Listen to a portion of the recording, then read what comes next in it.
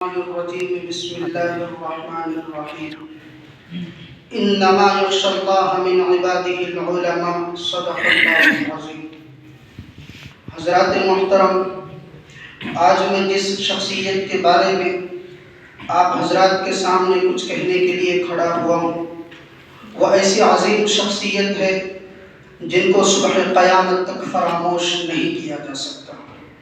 اس سے میری مراد مترجم قرآن، محدث کبیر، اسیر مالٹا، نقیب حریت، مجاہد آزادی حضرت مولانا شیخ الہند محمود الحسن دیوبندی علیہ الرحمہ کی ذات گرامی ہے۔ آپ علیہ الرحمہ پوری دنیا کے اندر نہ تو تعریف کی محتاج ہے نہ ہی تعارف کی۔ تقریباً 1 صدی سے صاحبان علم و قلم حضرت شیخ الہند کے مختلف سوانح نقوش قلم بند کر رہے ہیں۔ مضامین و مقالات سے اخبارات و جرائد بھرے پڑے ہیں۔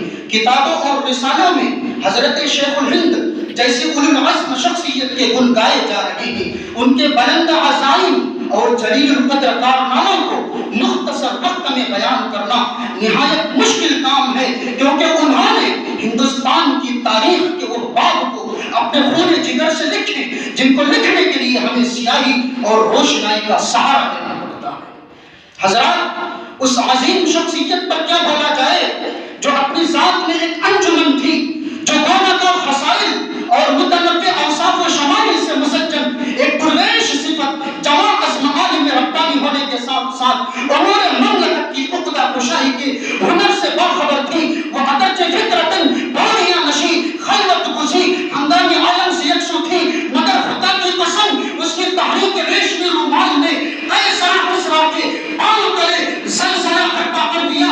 حکومت برطانیہ اور ایسٹ انڈیا کمپنی کی چولے ہلا دی۔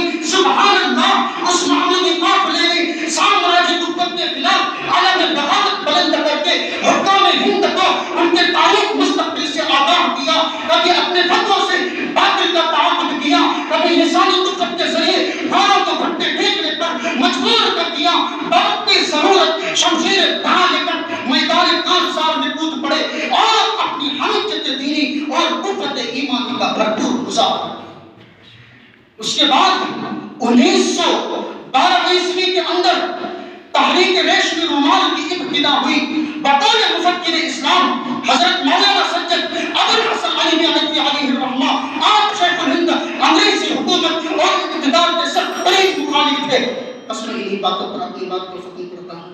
وما علینا الا البلاغ۔